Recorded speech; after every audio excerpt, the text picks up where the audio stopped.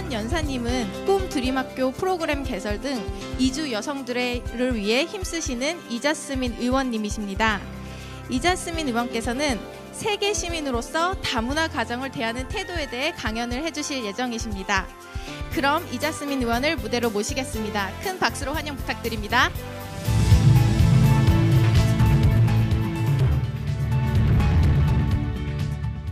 안녕하세요. 반갑습니다. 제가 한국에서 이제 활동을 하면서 이주 여성들을 만나보게 되면 그분들은 전부 다 꿈이 뭐냐고 물어보게 되면 사실상으로는 한국에 오면서 원래 갖고 있던 꿈은 전부 다 접게 됐습니다. 새로운 환경에 적응을 해야 하고 내가 가지고 있는 배경을 인정은 하지를 않고 그래서 사는 것도 익숙해야 된다고 말도 배워야 되고 아이도 키워야 되고 며느리도 해야 되고 아내도 해야 되는 그런 역할을 많이 해야 되기 때문에 내가 갖고 있는 그 생각을 많이 하지를 못했습니다. 그래서 한번 물어보게 되는데 대부분의 꿈은 다문화 사회를 위한 것밖에 없습니다. 전에는 그런 꿈은 아니었었는데 어떻게 보면은 물어보면 이중 언어 강사나 다문화 강사나 상담사, 다문화 가정을 위한 상담사, 아이들한테 도움이 되신 다문화 가정 아이들한테 특히 도움이 되는 그런 구성원이 되고 싶은 그런 꿈밖에 없습니다. 근데 사실상으로는 한국에 오기 전에 조금 더 다양한 꿈을 가지고 있었는데 그 꿈드림 학교를 통해서 자기의 꿈을 한 번 더 찾아갈 수 있는 그런 기회를 제공을 하기 위해서 꿈드림 학교를 개설을 하게 됐습니다.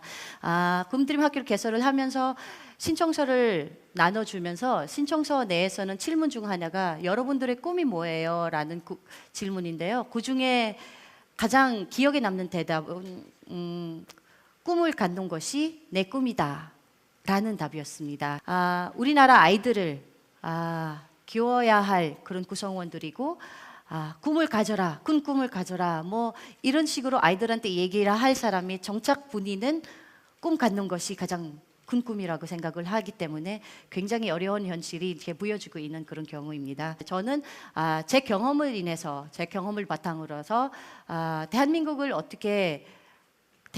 안에 있는 세계를 어떻게 바라보게 되는지는 한번 이렇게 제 경험을 바탕으로 말씀드리려고 합니다. 그래서 제가 강의를 할 때마다 제가 하는 것이 있습니다.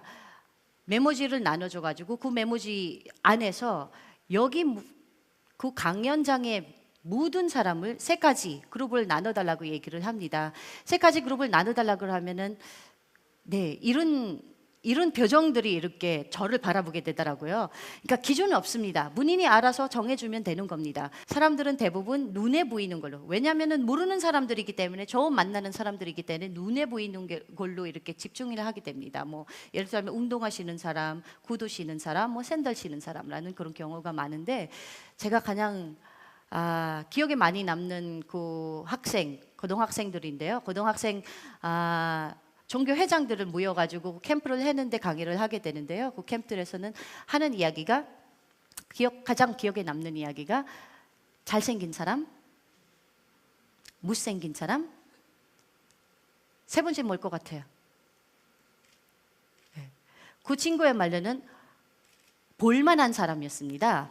그래서 저는 웬만하면 안 물어봅니다. 근데 도대체 이 볼만한 사람의 기준은 뭘까라고 물어봤더니 그 학생이 딱 손을 들고 하더라고요. 저예요? 그러는 거예요.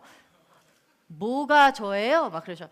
제가 볼만한 사람이고요. 저보다 잘생기면은 잘생긴 사람이고 저보다 못생기면은 못생긴 사람이다 라고 딱 당당하게 얘기를 하더라고요. 바로 옆에 앉아있던 이 학생이 꽃방귀를 끼면서 불만하기는 라고 얘기를 했어요. 자, 그 학생 기준으로는 그 남학생은 불만한 정도도 아니었어요. 근데 그 남학생은 자기는 불만한 정도였어요. 그러니까 우리는 우리의 생각, 우리의 경험, 우리의 배움을 바탕으로 정말 우리 기준이 무엇이냐에 따라서 모든 것의 상황을 바라보게 될 겁니다. 자, 이코노미스트의 독파원 데니얼 투돌의 책 Korea, the Impossible Country에서 썼습니다. 한국은 가장 가난하고 불가능한 나라였다. 하지만 한 번에 두 개의 기적을 이루어냈다. Economic development 경제 발전과 민주주의, 데모크라티제이션입니다. 50년 만에 경제 강국이 되었고 많은 나라의 모델로 우뚝 섰습니다. 자, 여기서 그가 질문을 던지게 됩니다. 앞으로 한국은 어떻게 될 것인가? 이 몇몇 사람들이 말하는 것처럼 풍부하지만 고령화 사회가 되고 모멘텀이 없는 일본처럼 될 것인가? 아니면 한국 사회의 변화에 대한 의지와 역동성, 다이나미즘을 통해 그리고 외부인을 받아들일 수 있는 지금의 기회를 잡고 세 번째 기적을 이루어낼 수 있을까라는 질문을 했습니다. 그러면 우리는 바깥으로 나가기 전에 우리 속에, 한국 속의 세계는 우리는 어떻게 바라보고 있을까? 자, 한국은 우리와 남을 확실히 구별하는 나라라고 얘기들 합니다. 데니엘 투더의 인터뷰에서처럼 외국인 천형 택시와 같이 한국이 외국인에게 지나치게 친절한 부분이 있지만 사실 이런 부분은 잘못된 것이라고 본다. 세계화를 지향하는 한국이 외국인과 한국인을 더 명확하게 구별하는 건 아이러니다. 사실 외국인이란 말이 개인적으로 달갑지도 않다. 외국인은 결코 우리 일원이 될 수 없다는 의미가 갈려 있는 것 같다라는 말씀을 하셨습니다. 이거는 다문화라는 단어가 마찬가지입니다.